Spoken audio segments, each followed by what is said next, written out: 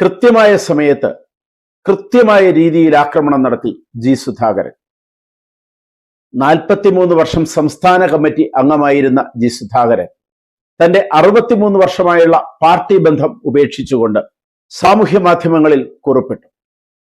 പാർട്ടിയെ ഭീകരമായി ഞെട്ടിച്ചുകൊണ്ട് പാർട്ടി അംഗത്വം പുതുക്കുന്നില്ല എന്ന കുറിപ്പിലൂടെ കൃത്യമായി പാർട്ടി വിടുകയാണ് എന്ന സൂചനയും അദ്ദേഹം നൽകി. ആകെ ഉള്ളുലങ്ങി നിൽക്കുകയാണ് പാർട്ടി. കാരണം ഇപ്പോൾ പാർട്ടിയിൽ നിന്ന് പുറത്തുപോയത് ചില്ലറക്കാരല്ല, ചെറിയ ആളുകളല്ല, പാർട്ടിയെ ഒരു കാലത്ത് നന്നായി നയിച്ചവരാണ്. മുൻ MLA-മാരായ ഐഷ പോറ്റിയും എസ് രാജേന്ദ്രനും പാർട്ടി വിട്ടതിന് പിന്നാലെയാണ് ഇപ്പോൾ സുധാകരനും. ഒപ്പം തന്നെ ഇപ്പോൾ വരുന്ന വാർത്തകളും ഒട്ടും ആശാസ്യമല്ല. വിമത നീക്കം നടത്തിയതിന് അല്ലെങ്കിൽ വിമത സമ്മേളനത്തിൽ പങ്കെടുത്തതിന് PK ശശിയെ പാർട്ടി പുറത്താക്കിയിരിക്കുന്നു.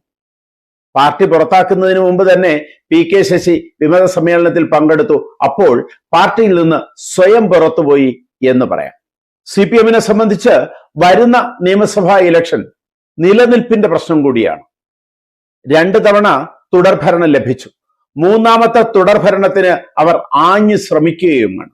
ഈ അവസ്ഥയിലാണ് ഇന്നലെ പാർട്ടിയെ നയിച്ച പ്രമുഖർ ഓരോന്നായി പുറത്തേക്ക്. ചിലർ കോൺഗ്രസിലേക്ക്, ചിലർ BJP-യിലേക്ക്. ജി സുധാകരൻ കുറച്ചു കാലമായി പാർട്ടിയുമായി അകന്നു നിൽക്കുകയായിരുന്നു.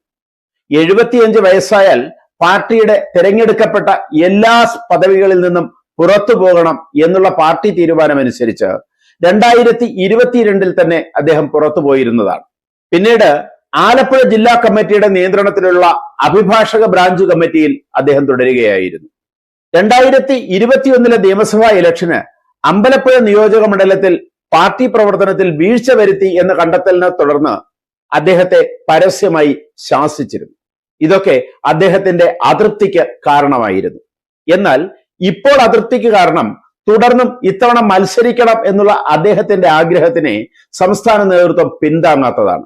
വരുന്ന നിയമസഭാ ഇലക്ഷന് മത്സരിക്കണം എന്നുള്ള ആഗ്രഹം പാർട്ടി ജനറൽ സെക്രട്ടറിയെ തന്നെ അദ്ദേഹം അറിയിച്ചിട്ടും യാതൊരുവിധ പരിഗണനയും സംസ്ഥാന നേതൃത്വത്തിൽ നിന്ന് ലഭിക്കാത്തതും, തുടർന്ന് പാർട്ടി സെക്രട്ടറി MV ഗോവിന്ദൻ മാധ്യമങ്ങളുടെ മുന്നിൽ വെച്ച് അദ്ദേഹത്തെ പരസ്യമായി പരിഹസിച്ചതും അദ്ദേഹത്തിന്റെ പൂർണ്ണമായ അതൃപ്തിക്ക് കാരണമായി.